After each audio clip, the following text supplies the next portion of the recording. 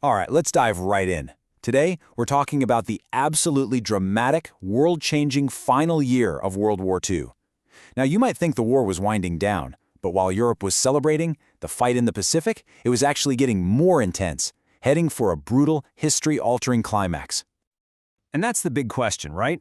It's 1945. The world has been tearing itself apart for 6 long, devastating years. So how does the deadliest conflict in all of human history finally come to an end? Well, the answer is violent, it's complicated, and it would reshape our entire world. So let's set the scene. We're in early 1945. Allied forces are in the middle of this grueling island-hopping campaign across the Pacific. I mean, they are literally fighting their way from one island to the next, getting closer and closer to the Japanese mainland. This really is the beginning of the end. But here's the thing. That victory came at a staggering, almost unthinkable price. The closer the Allies got to Japan, the more ferocious the resistance became. I mean, these soldiers were defending their home soil. So military planners are looking at this, and they're facing a truly horrifying calculation. What is this going to cost in human lives if we have to do a full-scale invasion? And if you want to understand just how high that cost was, you just have to look at 2 specific battles. First, Iwo Jima, and then right after that, the Battle of Okinawa. Now, these weren't just random specks of land. They were absolutely crucial. They were the final stepping stones the Allies needed to launch a direct invasion of Japan itself. The fighting on these islands, it was on another level. It was unlike anything that had been seen before. Japanese forces fought with this unbelievable desperation, often literally to the last man. And what that means is, very few prisoners were taken.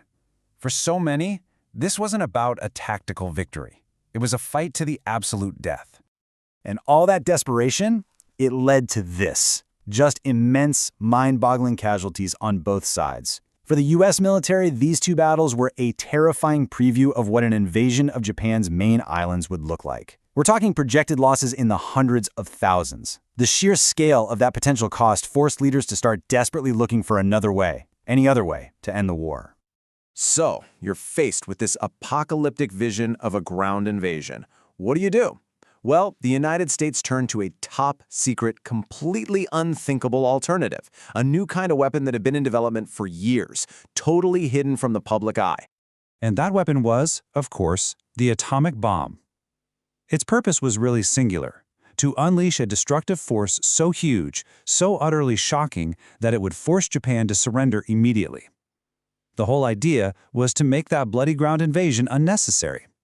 And so, the decision was made. In August 1945, for the first and, so far, only time in human history, atomic weapons were actually used in war. In a single flash, the entire world was about to change. The impact was, well, it was immediate, and it was decisive. The whole strategic goal of the bomb, to get a swift surrender, it worked. Just like that, the deadliest war in history was finally over. And the speed at which the end came is just staggering. Think about this. August 6th, the first bomb hits Hiroshima. Just 3 days later, on August 9th, the second one hits Nagasaki. By August 15th, less than a week later, Japan announces its surrender. The war is over.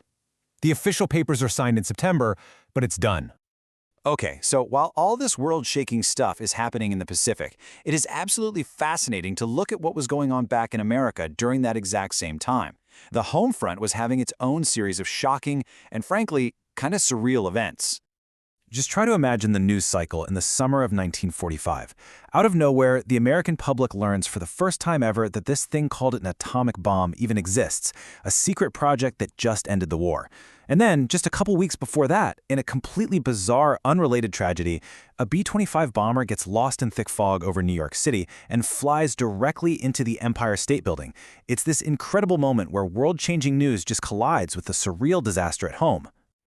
So this all brings us to a final, really powerful thought. The events of 1945, they brought a global catastrophe to an end, no question.